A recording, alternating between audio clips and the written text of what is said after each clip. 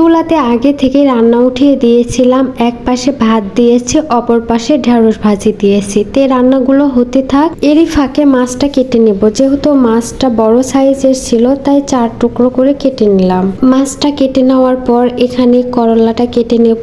এইটা করলা উস্তা এক এক জায়গায় এক এক কথা বলে, তে যেটাই হোক এইটা চাকা চাকা করে কেটে নেব।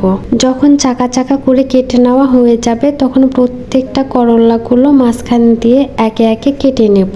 তো এখানে করলার বীজগুলো কিন্তু ফেলে দিচ্ছি না, সেগুলোও রেখে দিচ্ছি। কেউ কেউ বীজগুলো পছন্দ করে, আবার কেউ কেউ পছন্দ করে না, তো এখানে বীজগুলো ফেলে দিব না, নিয়ে নিলাম। তারপর এটা ভালোভাবে ধুয়ে নেব।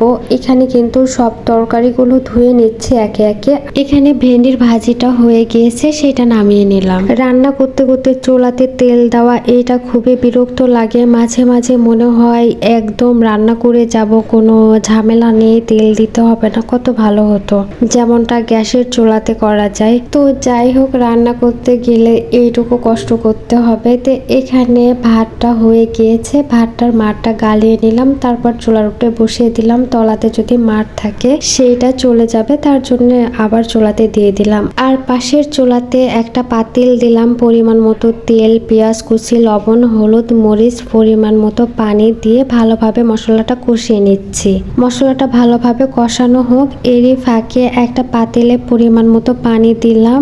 এখানে ছোলাটা ভালোভাবে ধুয়ে নিলাম, ছোলাটা সিদ্ধ করতে দিয়ে দিলাম। তারপর মশলাটা কষানো হয়ে গিয়েছে, কেটে রাখা করলা ধুয়ে রেখেছিলাম সেটা দিয়ে দিলাম, ঢাকনা দিয়ে ঢেকে দিলাম। এখানে রান্না হতে থাক, এরই ফাঁকে সব সবজিগুলো একে একে কেটে নেব।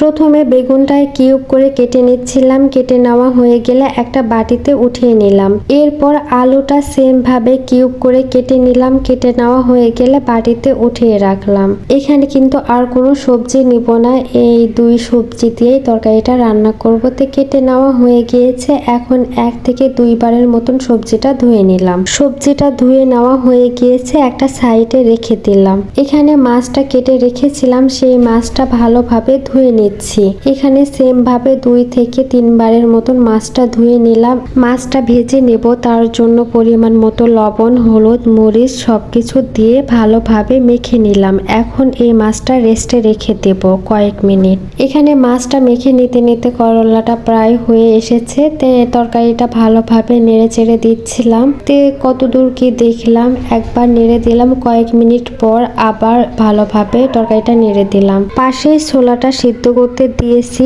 সেই ছোলাটা সিদ্ধ হয়ে গিয়েছে, এখন নামিয়ে নেব। কিন্তু পানিটা বেশি দেওয়া ছিল আর অনেক পরিমাণে গরম ছিল, তাই কোনোভাবে নামিয়ে নিতে পারছিলাম না, তাই চামচের সাহায্যে পানিটা কিছুটা কমিয়ে নিলাম। এরপরে পাতিলটা নামিয়ে নিলাম। অনেকে ভাবে হয়তো এইগুলো ছোট হাঁড়ি পাতিল, এইগুলো কি আর গরম হবে? বড় হাঁড়ি পাতিল যেরকম গরম সেম একই গরমই হয়, বড় হাঁড়ি পাতিল ধরা যায়, কিন্তু এইগুলো ছোট সাইজের হওয়ার জন্য ধরা যায় না, একটু হাতের খোঁচা লাগলে পড়ে যায়, তাই সাবধানে কাজ করতে হয়। এখানে করলা ভাজিটা হয়ে গিয়েছে, সেইটা একটা বাটিতে উঠিয়ে রাখলাম। তে আজকে এইটুকুই আয়োজন ছিল। টাটা।